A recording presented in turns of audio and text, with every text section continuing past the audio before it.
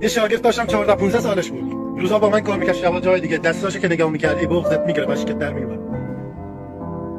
میگه سلی پدرم فقیر، مادرم مریض، انقدر کار میکنم که پدرم پولدار کنم مادرمو در ما.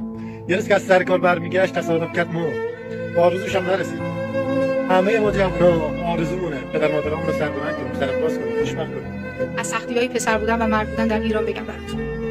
اینکه هیچ وقت اولویت اول زندگی یه پسر خودش نبوده. مشق شب بچگیاش، خوشحال کردن مادرش بوده.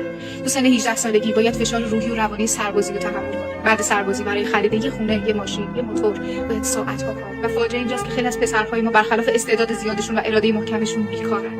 اگه عاشق بشن پول نداشته باشن، باید برای همیشه قید عشق و عاشقی بزنن. زمانی هم که ازدواج میکنن باید تکیه‌گاه محکمی باشن برای همسرشون و برای رفاه هم همسر و فرزندان سالهای سال تلاش کنن، کار کنن و زحمت بکشن.